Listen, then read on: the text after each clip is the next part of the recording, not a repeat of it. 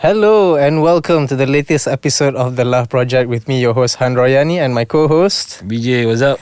What's up, BJ? Good. We're just gonna get right into it, I guess. Yeah. So one of the biggest news that came out of Malaysia lately was a radio show was recently under fire for allegedly having some insensitive dancing, Okay. especially. So I would say like how do I say it in a nice way so that we don't get cancelled? Basically, these guys, famous radio presenters. I'm sure you might have heard about it in the news. Right.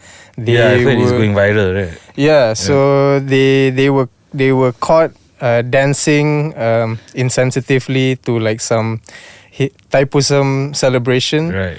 So It's unfortunate. Yeah. So the thing is, like, they posted that on their social media. The official social media. Their official social media. Wow. So it must have gone multiple layers, multiple filters before it can actually get posted online. Yeah, because I mean, I understand if it's like one of the radio presenters' personal social media accounts, Yeah. you know, then it may seem more explainable, you know, heat of the moment kind of thing. Yeah. But if it's the official official account of the radio station, like that's a bit screwed up. Like someone dropped the ball somewhere. Yeah.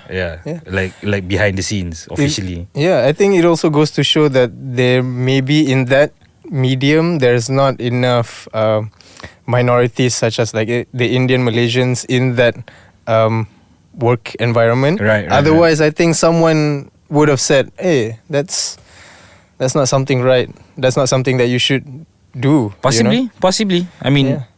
I don't know. Like we don't know. I mean, I don't know the working conditions at the specific radio station. But if you ask me, like I said lah, I mean, people are gonna do things. I mean, when you hire creatives, you know, like radio presenters are, especially in today's world, like a lot of them are creatives as well, and they're going to, you know, push the boundaries.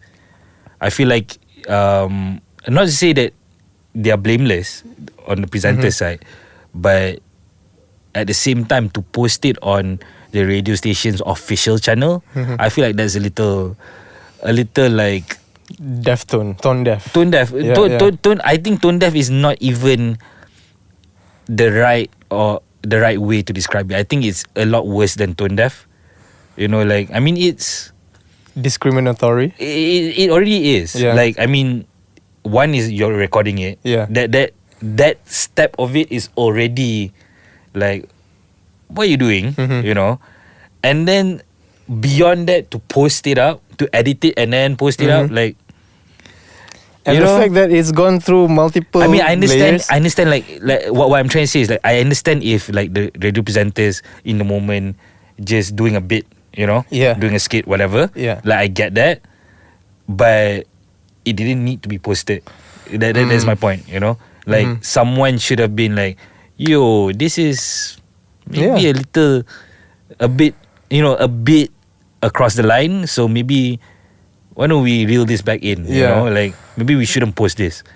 But what about maybe the problem is also the guy that was supposed to filter it.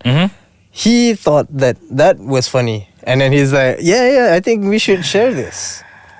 You know? Yeah, but I mean, that's not an excuse though. Yeah, it's part of the problem now, I feel. Yeah. It so is. It definitely is. It should be someone that is very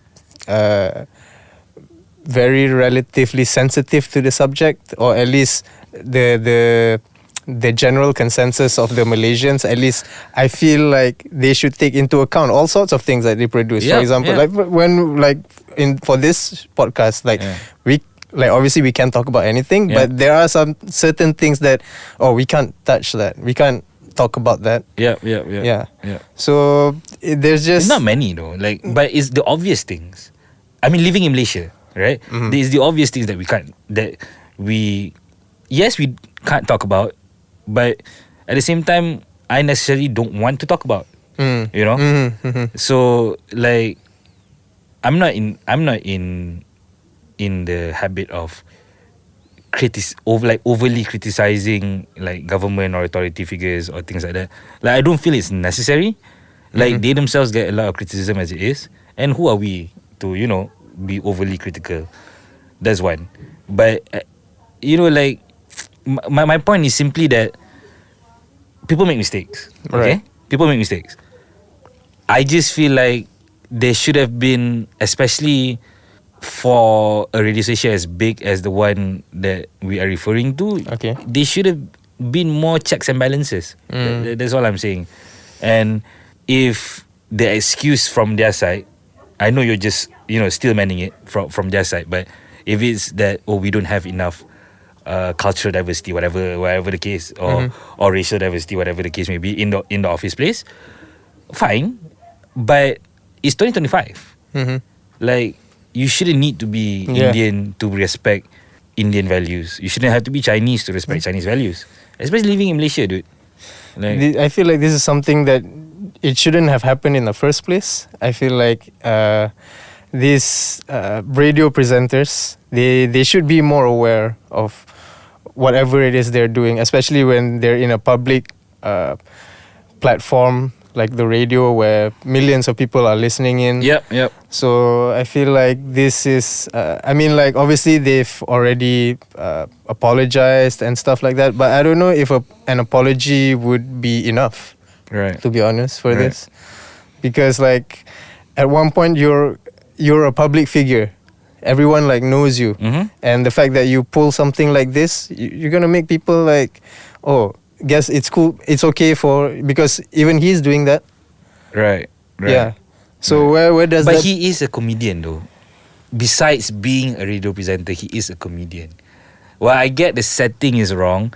See, I'm not a guy that likes to levy blame when it comes to a situation like this, because the blame goes all around. It's not just like, the radio presenters shouldn't have done it, but the people who produced that piece shouldn't have edited it, and then should have posted it, and maybe even go as far as should not have been recording it. Yeah. So like, I'm not saying their producers are to blame completely, but I'm also not saying the radio presenter is to blame completely either, because there's a lot of blame, like I said, in that situation to go around. I feel like, it's 2025. No matter what your medium is and all that of language that you speak to in your radio shows or whatever, you should. I still don't get it how in 2025 you should tell people to be more aware and more sensitive of other races, especially in Malaysia, dude.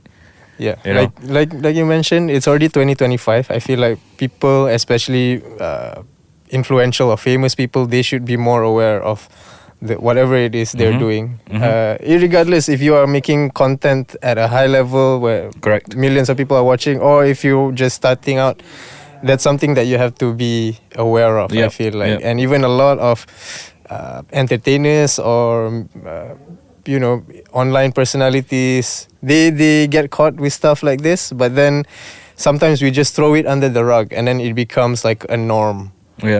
So while I'm glad that this sort of thing were highlighted and we talk about it so that it doesn't happen again, unfortunately this is a conversation that more people need to talk about, especially with be willing to talk about.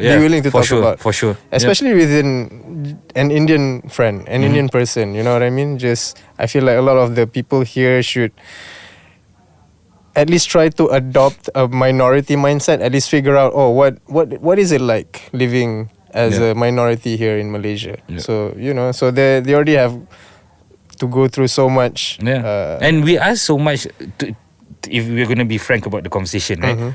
We as Malays, we ask so much of the other races as well in terms of respecting our culture. Like, one of the things we ask for, and which has already been written into law, is the fact that we shouldn't and cannot talk overly comment about, like, for example, the different royal families in Malaysia.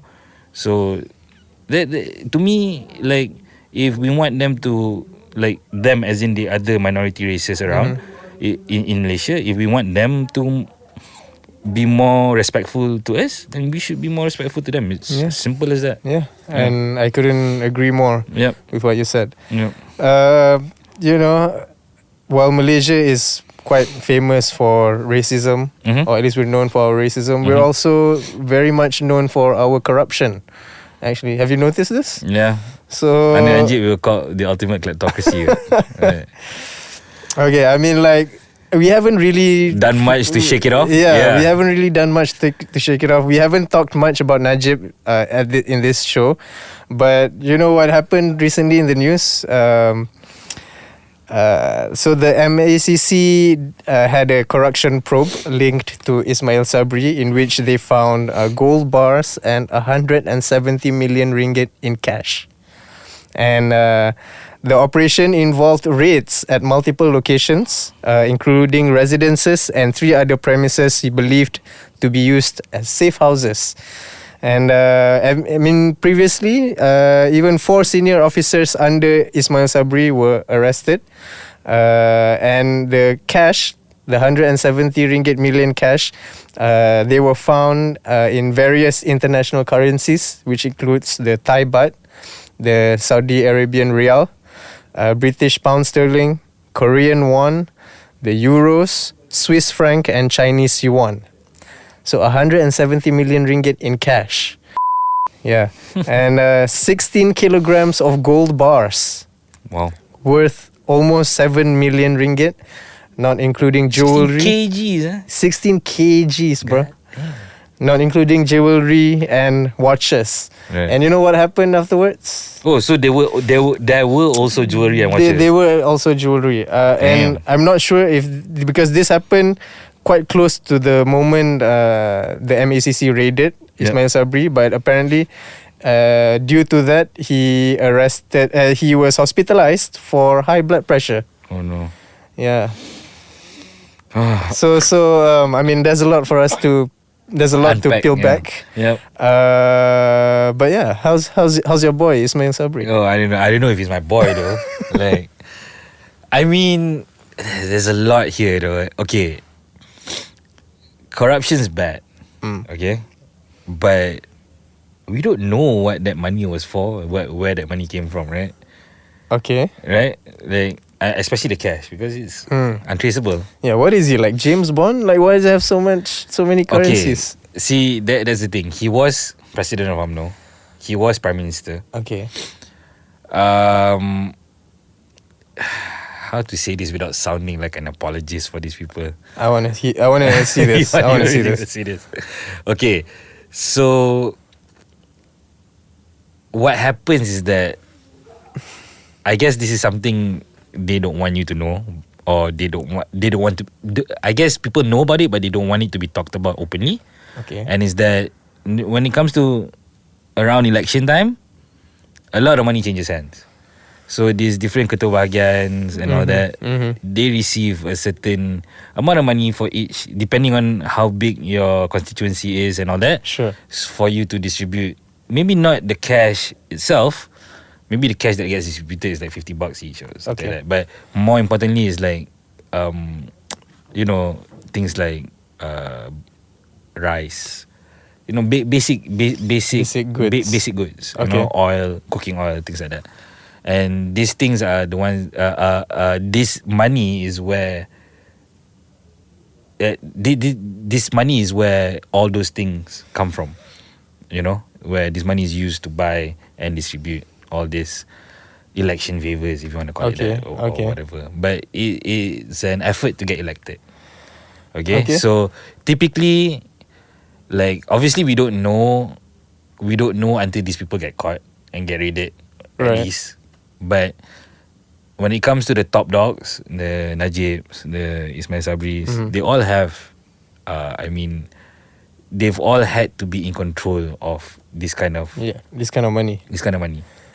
In fact, if you actually knew what it was like during Tone's time, and when Daim was in power and Tone was in power, Tun Mahathir was in power, 170 mil is peanuts. Yeah. So, I mean, Najib himself had billions in one bank account. Personal bank account. So while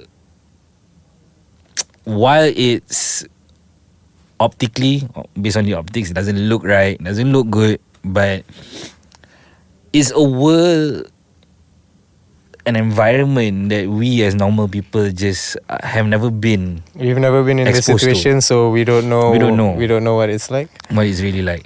Like when you talk about the jewelry and the watches and if cars and you know, okay, fine, you can make an argument that's for like personal use, but think about it, like just logically, what would you keep 100 mil in cash at home for, if not to be able to be readily accessible? Do you know how hard it is even to get 50,000 in cash from a bank? Oh yeah. That's yours. That money is yours in your account. You have more than 50,000 and you want to just go to the bank and say, I want 50,000 cash. Yeah, but I'm it's sure super hard to do that. I'm sure it's not as hard as the Prime Minister trying to be able to withdraw that money. I mean when it comes we're the normal people, sure. I think it is. It's simply because not because like he doesn't have the connections to get the money, but because of the money in circulation. You know, so that's probably why it was 170 mil was split amongst so many different currencies as well. Is because one person to hoard 170 million in ringgit in cash, that's like impossible to do. You know, impossible that's to do. a lot of money. Yeah. Yes, that's a lot of money, but it's impossible to do in the logistics of it. Right. Because you cannot get access to 100 million in cash in ringgit. So you have to get some in sterling, some in dollars, some in Aussie dollars, some in New Zealand dollars, whatever the case may be, in order to get to that amount. Yeah. So it's screwed up, but it's also how the world works. Okay, but why is it so prevalent, like especially in Malaysian politics? Like if you look at a lot of our politicians, almost all of them have been embroiled in like corruption scandals. You know, like our past prime ministers, Najib with the 1MDB, Muhyiddin, Even Syed Saddiq ke? Even Syed Saddiq. Yeah. And even Syed Saddiq, he was like allegedly... That was $1 million. It was just $1 million. Yeah, it was just $1 million. in total. So even Syed Saddiq, who is, I mean, like, he's still a influential character in the Malaysian parliament. But okay, put Syed Saddiq aside. Some of the top dogs, they have been embroiled in like hundreds of millions, if not billions of ringgit. Why is that so a part of our story? Like in terms of Malaysian politics, why are all our politicians so corrupt? No, there's a very very tough onion to peel back. I think like why they're so corrupt. A lot of reasons. Like number one, the culture. You know, like seems like after Tun Abdul Razak, Najib's father left, like the corruption became more rampant after that.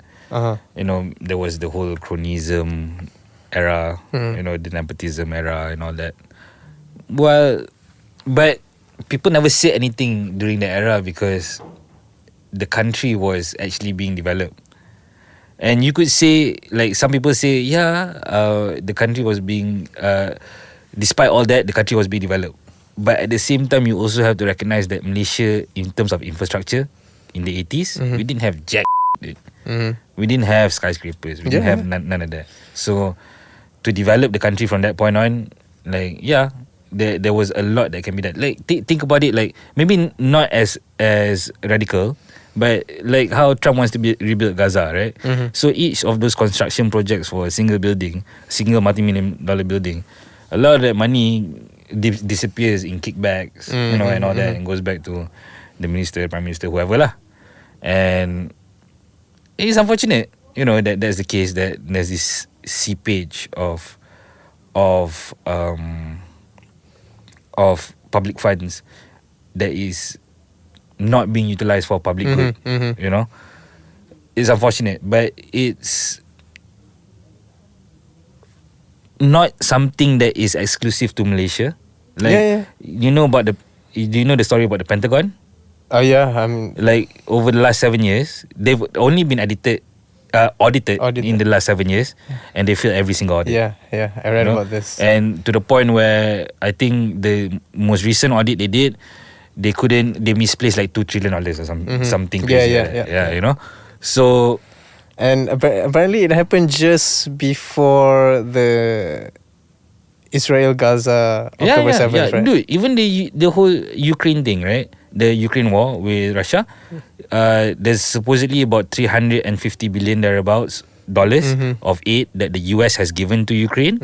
But at the same time, Ukraine is claiming only 100 billion out of the 350 billion actually arrived in Ukraine. So where did 250 billion go? Yep. You know? That makes Jolo look like a small time crook, you know? Yeah. When something like that can go missing. So it's not exclusive to us. It seems, I guess maybe our politicians or our leaders get caught not as streetwise about moving the money around, you know, like that. Because I mean, like, look at Najib, like that money was in his own personal account under his own name. Yeah. So like not really the smartest thing to do. Tak cover langsung. Yeah, exactly. I don't know how it would be if I was in that situation, you know. I mean, most of us can only speculate. Yeah, exactly. At this point. Because you have to also take into account if politics is as dirty as people say it is. Like if it's money politics, right? Okay. How do you get to the top without being as dirty as the other people?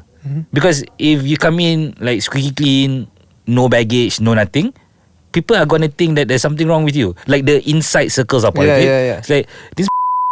You can't trust this guy. Yeah. Because he's not taking the money. And a lot of people do feel like that. They don't trust politicians because like nowadays being a politician means that you're scamming people. Yeah, and it's almost like a prerequisite to do that in order to become not just a politician but a politician that can succeed on a high level. Yeah. You know, like you almost have to be a scammer in some way.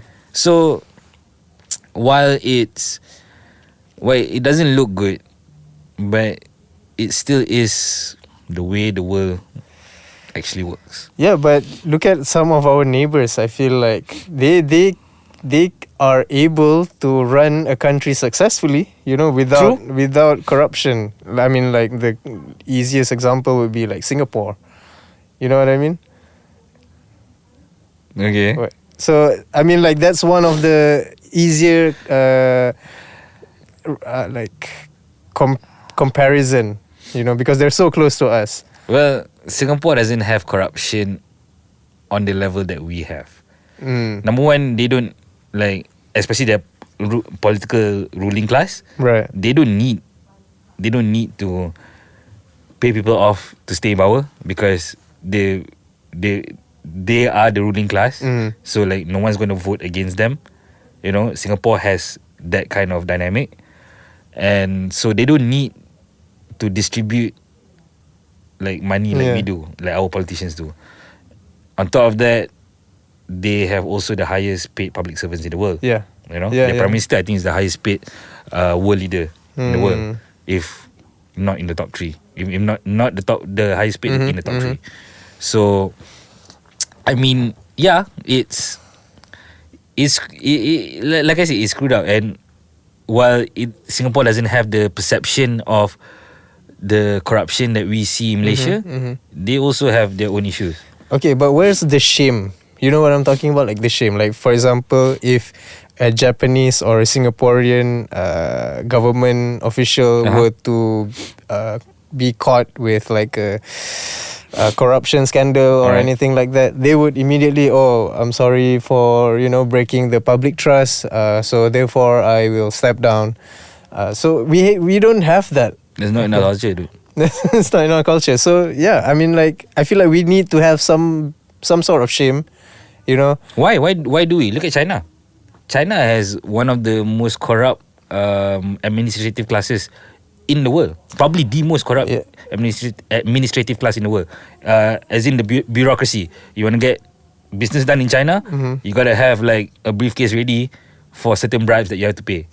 And the Chinese officials, they are not even looking at it as bribes, or they're not trying to term it as something else other than bribes. It is a bribe. Like we know it's a bribe. the money changes hands, but the project goes on. You know, so maybe the answer is to be unapologetic for it. So then just let this thing happen. Like, If you don't let it happen, it's still happening, no? yeah, but I feel like for Like us people whine about it. Like the rakyat, yes, we whine about it, but it still happens. Yeah, but we have to keep. And the biggest offender is still out there free and still being touted as a hero. For example. I'm not gonna say names, but you know who I'm talking about. Yeah. So like I refer back to the cronyism and nepotism era, right? So yeah. But what did that guy do? He made sure that everything was developing Yeah. along with his net worth. Yeah. So people couldn't say anything back then. Also there was no social media. There's no such thing as citizen journalists back then. Yeah, it's harder to be caught back then. Yeah, for sure. But if he wasn't smart about it, he would have been caught by now. You know. So all these newer politicians, they should learn from him, because he on they tried. I think they tried. Like on paper, it's like he doesn't have any. I mean, sure, he says the occasional things that like people deem to be racist or whatever, but on paper, he seems like in terms of the, how do you call it, ratio of developing the nation and also the ratio of him being caught in scandals, it's almost non-existent. Yeah. Like if we try to look for it, but I'm sure. Well, he did rule with an iron fist. Yeah. And the symptoms of the corruption are there. Like 2 of his kids became dollar billionaires. Yeah, like I was just about to mention, like a few of his kids are now on net worth billionaires. Yeah. So, I mean, how did that happen? Yeah. So, tu lah. Like I know, man. Like, yeah, it's corrupt, but at the end of the day, it's a different deal though. Like being at that level of power, having that much power. I know there's a saying: absolute power corrupts absolutely. Yeah. So they say maybe that's what it is. Money truly reveals who you are. Yeah. Right? And then there's this mindset in Malaysia as well, especially amongst the Malay community, which is still the majority, who feel like the elected leader is almost like beyond reproach. Almost like, maybe we don't look at it as the Agong, but almost that level. The Prime Minister is almost at that level where you can criticize and all that, but let him do his job, kind of thing, you know. Right. So I know, man, there's a lot of things that have to change, but one point that was made quite obvious to me is that not every country in the world would flourish under a democracy. Sometimes democracy is not the best way to go. Yeah, I would say that's the case. So would you say what's happening in Malaysia is a democracy? Yeah, I guess so. Like constitutional monarchy, that's what they call it. And then how we select our prime minister and his cabinet. Well, the prime minister lah is very much democratic. But there are other, like those Perhimpunan Agongs on the party level and all that. That sort of takes away a bit of the power of the normal rakyat who is not affiliated with a specific party. So they get to decide who their president is and whatnot. But that's how it is. Like even in the US, the most democratic nation that is, like the founder of democracy, whatever, even they have like the primaries, which segregate most of the citizens who don't get to vote in the primary, right. And the DNC or the RNC gets to choose their own candidate, so that others have to choose either one. Yeah. They can't like choose a random guy or girl, whatever. So yeah, I mean, even democracies are not perfect. Okay. And we're gonna change topics, but speaking about the US, there was a big news recently that came out of the Oval Office. You know how the US, I mean, like the president the president of the United States, he would invite world leaders, and previously, before what we're gonna talk about happened, he invited prime ministers from the UK, from France, the president of France, and pretty much not a lot happened. Like nothing. I think Macron was there. noteworthy. Yeah, Right? Macron was there. And then, Keir Starmer was there. Yeah. So Before Zelensky, right? yeah, before Zelensky. So with them, I mean, like if you see the videos, there's a big difference in the physicality of each characters, right? Of each world leaders. But basically, the one that got viral was the meeting that we had with President Zelensky Of Ukraine, yeah. of Ukraine. So if you guys don't know who President Zelensky is, he was an actor, he was a director. In fact, before he became the Stand-up comedian. he was also a stand-up comedian. So who knows? I can be the prime minister one day. And he acted as the president in the TV show. Yes. Yeah. So see, he was part and then he became the president. In the TV show, he was a teacher Who became a president. Who became the president of Ukraine. Yep. And then a few years later, he actually Like ended 4 up. years later, 4 yeah. years later, he actually ended up becoming Yeah. the president of Ukraine. Yeah. And it was like they did obviously a whole voting system, and he came out as the winner with like a 70% people voting for him. So something like that. Yeah. so he was quite famous or quite well liked in Ukraine politics. But then when he was a year, I think, after he was in power, and then the whole Russia-Ukraine thing happened. So since then, obviously, they've been in a war. You notice like, especially for normal people who watch sports, you notice like certain Russian teams are now banned from certain In the sports Olympics, events right? in the Olympics. Yeah. So not a lot of Russian. You're not allowed to wave the Russia flag. Yes. Yeah. Yes. Yeah. So it's basically like a whole war between Russia and Ukraine. Thousands of people have died because of it.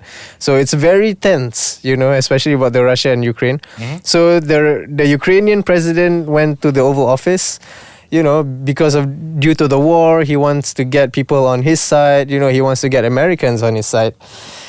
But little did he know, Trump and Putin is like this. Okay. Yeah. So perhaps you want to explain what happened. I'm sure a lot of you have seen it also, but what do you think about it? Yeah, BJ? this happened like 2 days ago, I think. Yeah, 2 days ago. President Zelensky was invited to Washington DC and the White House to have an official visit. Yeah. But it's mostly to hash out a rare earth minerals deal Yeah.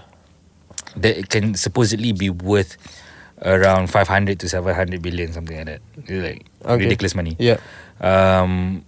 And you see, the whole thing that happened was Trump likes to do this thing where he has a press gaggle in the Oval Office itself. So he will have like a 3-4 hour meeting behind closed doors with the opposing president. Okay. And they'll hash out the details in private. But then usually after that's done, they'll come out and Trump will make a before whole the press sp- conference, they have like an informal discussion. And usually when it comes to Trump, it's mostly just Trump praising the other guy, and then the other guy Yeah. giving more, reciprocating the praise. Yeah. Things like that, But with Zelensky, supposedly the meeting behind the scenes did not go so well. Okay. Like Zelensky was refusing to capitulate.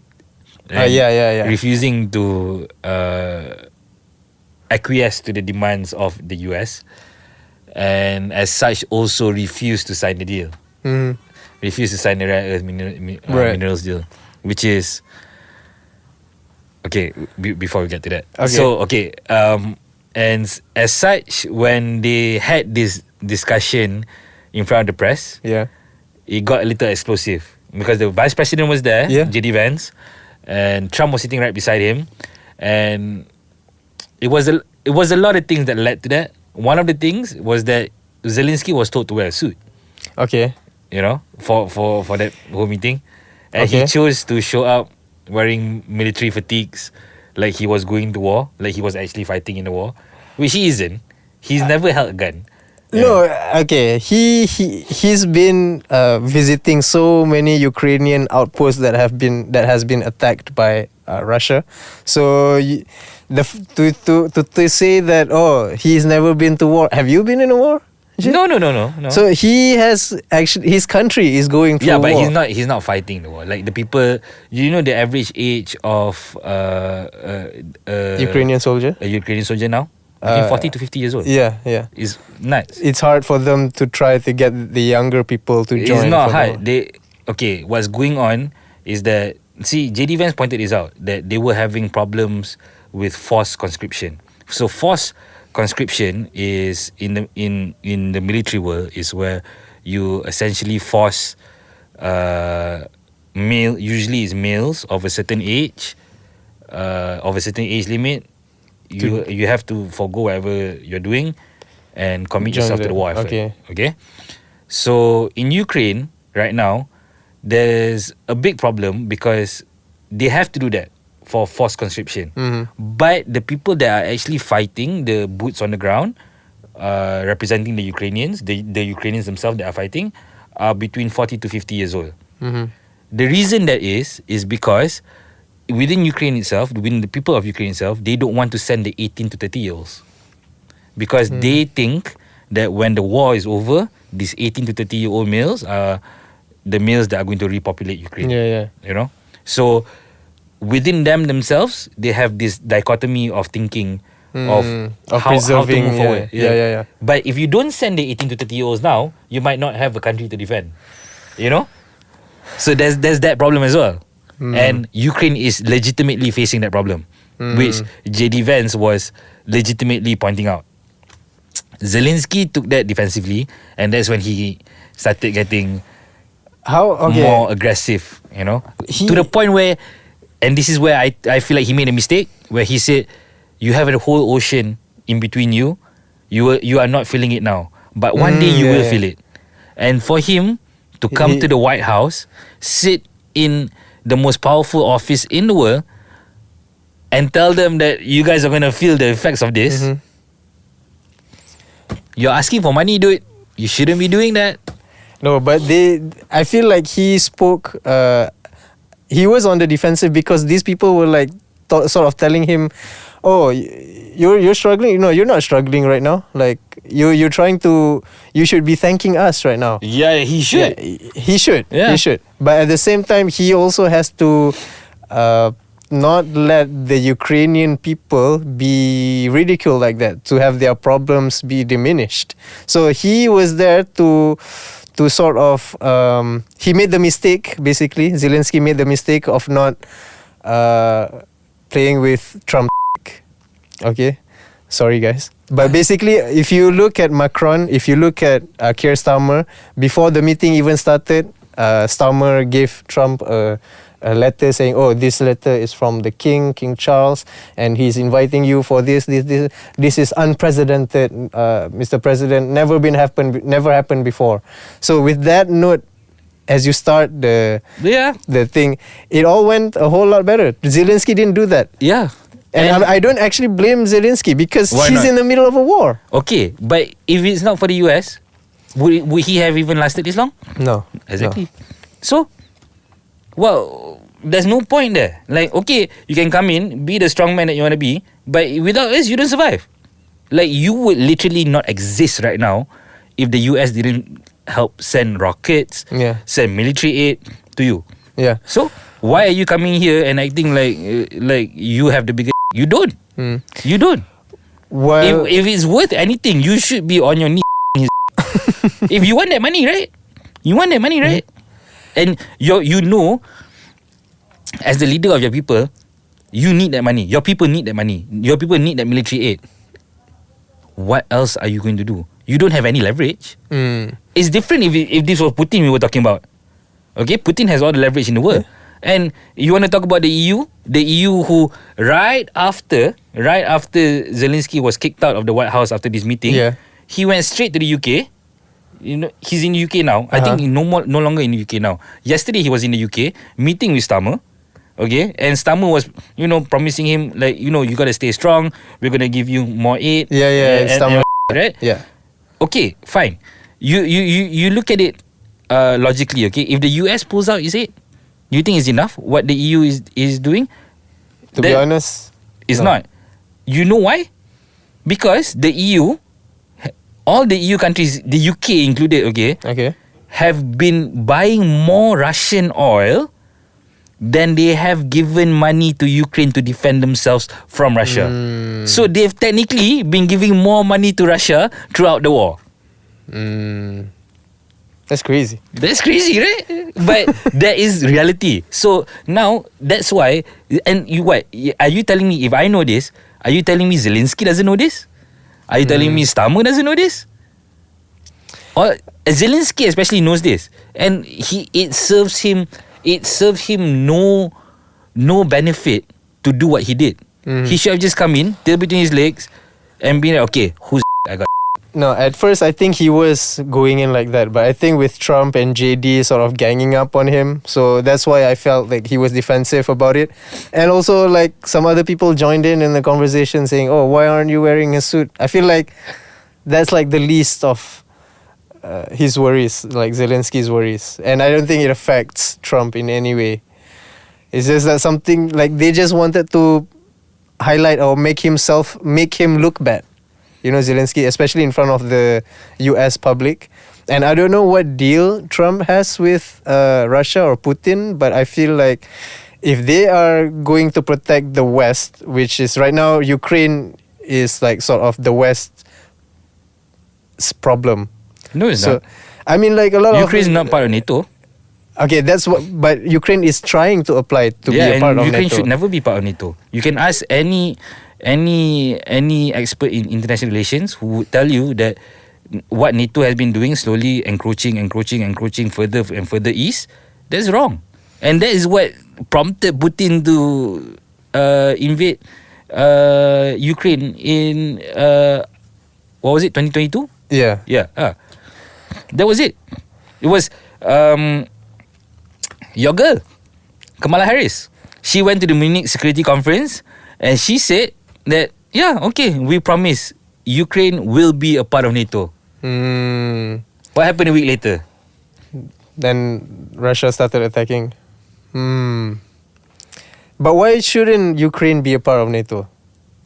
Should Cuba have ICBMs on their shores? ICBMs are? Intercontinental ballistic missiles. Oh, okay. Should they be allowed to have ICBMs on?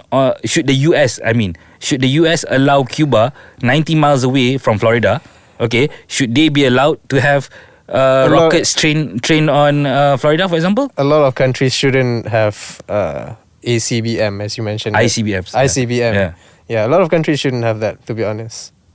I would argue a lot of countries should. In fact, I would argue every country should. You know why? That is the only thing that has protected survival of certain countries. Look at North Korea. Yeah. If they don't have nuclear capability, don't you think they would have been wiped out by now? So this is the same defense for Ukraine. Shouldn't they have it? Otherwise, they'd be wiped out. Yeah, okay, fine. Get it yourself. Yeah. North Korea got it themselves. They procured them themselves. Russia procured them themselves. Did they not procure it themselves? What do you mean? The Ukrainian government or the Ukraine itself, do they not produce their own weapons and stuff? They don't. They produce. I think Ukraine produces some AK-47s, but those were all like Soviet era small arms. They don't have any ICBMs, nuclear missiles. Whatever nuclear missiles they had were left over from the Soviet era. Anyways, okay, if they don't have ICBMs, then why should Russia attack them? What do you mean? You mentioned Ukraine is like a small. They don't have because they wanted to join NATO, and NATO has ICBMs.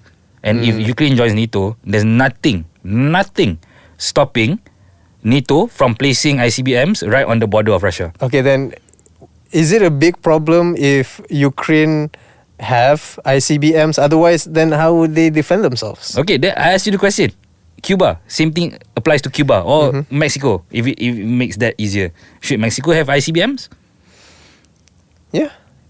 I feel based on the logic that you give. So the US, from the US perspective. From the US perspective. From the US perspective, because we are talking about Ukraine from the Russia perspective, right? Yeah. Because Russia invaded because they didn't want Ukraine to have NATO on their doorstep. Okay. Okay. So flip that script. Should the US allow Mexico to have ICBMs? Yeah, right now Mexico's an ally, but that can change anytime. I feel like they should. Why?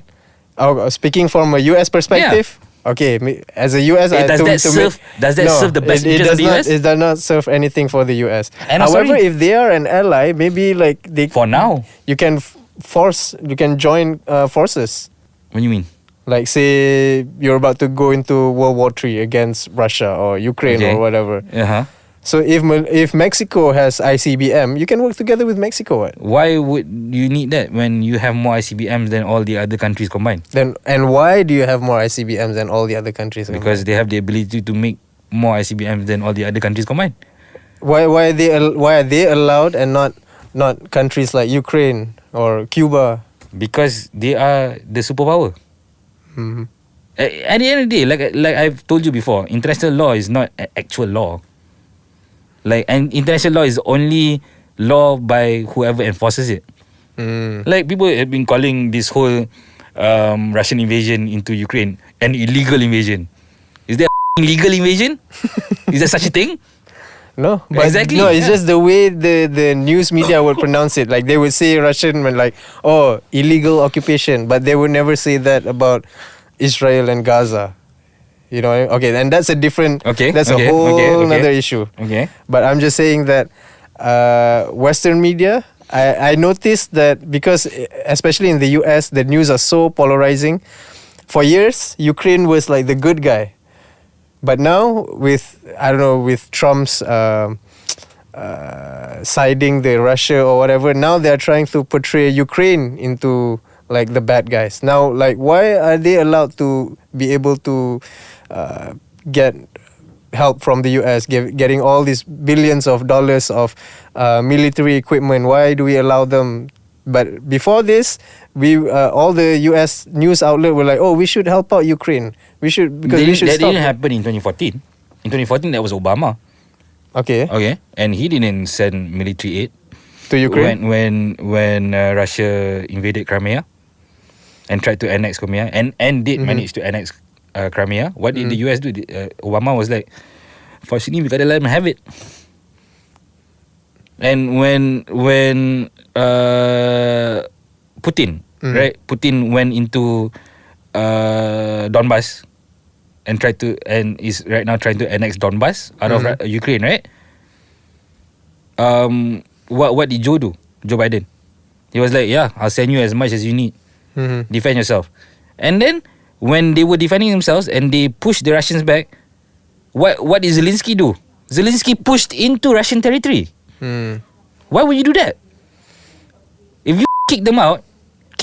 Okay, defend that spot. Yeah, like what North Korea and South Korea are doing now, the DMZ, right? Same thing. But instead, he pushed into Russian territory. Why would you do that? There's no way you can win that.